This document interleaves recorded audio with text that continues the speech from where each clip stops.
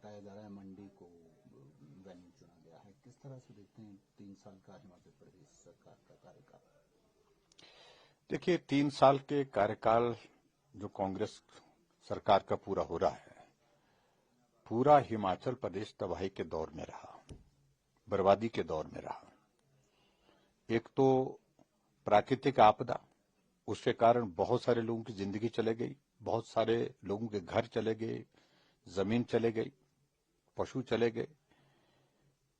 और उसके पश्चात आपदा के बाद हिमाचल प्रदेश की सरकार ने भी एक तरह से एक बहुत बड़ी आपदा के रूप में ही हिमाचल प्रदेश में काम किया, यानी कि विकास कार्य ठप, संस्थान बंद, योजनाओं पर ताला।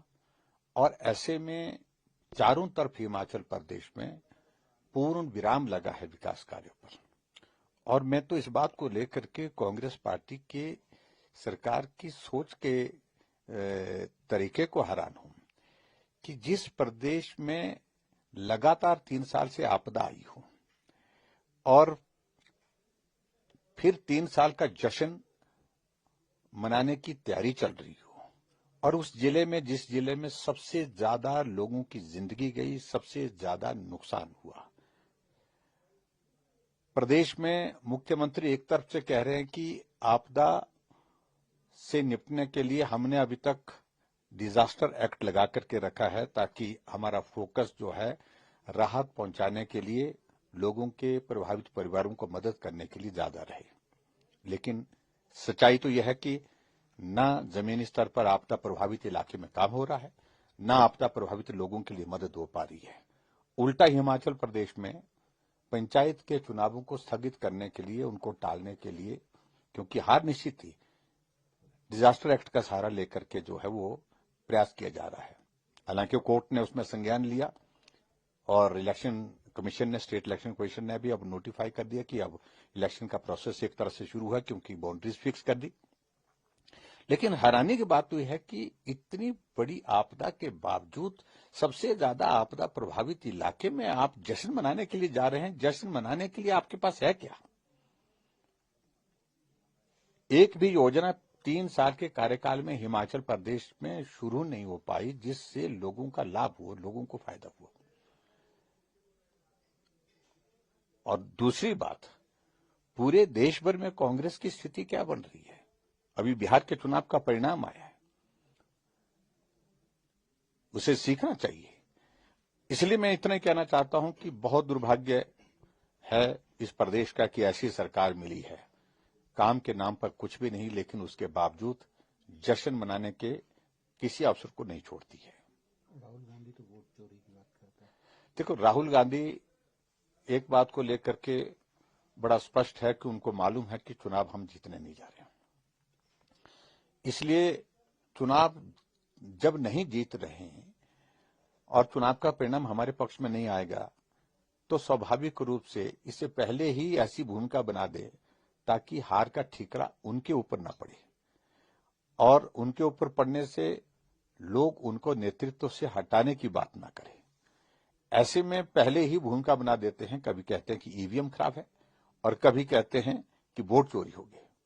वोट चोरी का अब की बार भी उन्हें इस तरह से नारा लगाने की कोशिश की, मुंह की खानी पड़ी।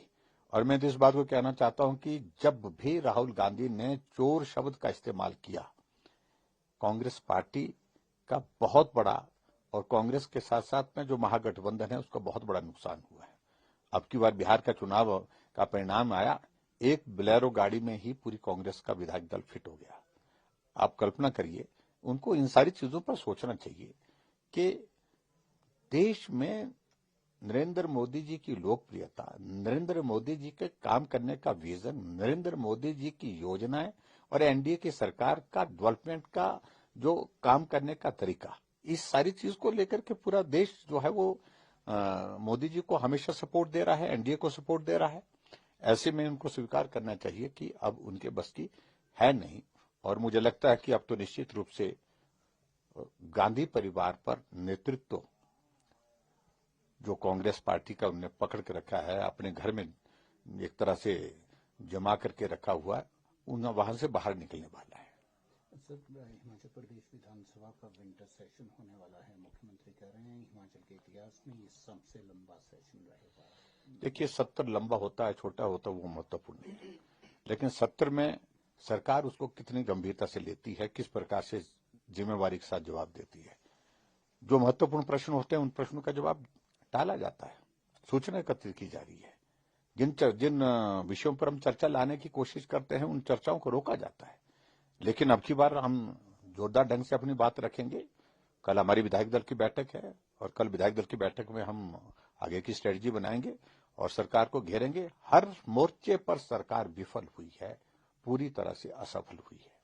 आखिर में सर, हिंदू संगठन के कुछ लोगों ने आज एक स्ट्राइक शुरू की है, हंगर स्ट्राइक अंटिल डेथ। जो संजौली मस्जिद वाला विवादित ढांचा है उस मामले पर उनको मांग है कि एक तो उनकी एफआईआर वापस की जाए और दूसरा वो स्ट्रक्चर को भी गिराया जाए। देखिए, एक बात तो बड़ी साफ है कि जो संजौली वाली जो मस्जिद के मामले को लेकर के जो एक मामला कोर्ट में भी चला गया था, यहाँ पर जो है वो म्युनिसिपल कॉर्पोरेशन में भी चल रहा था, फैसला उनके खिलाफ आया है।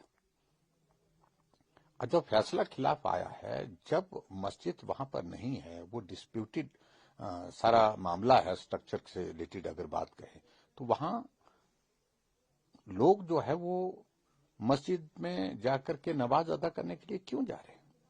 अगर जा रहे हैं तो कुछ लोगों ने अगर उनको रोका तो मैं नहीं समझता कि गलत किया उन्होंने।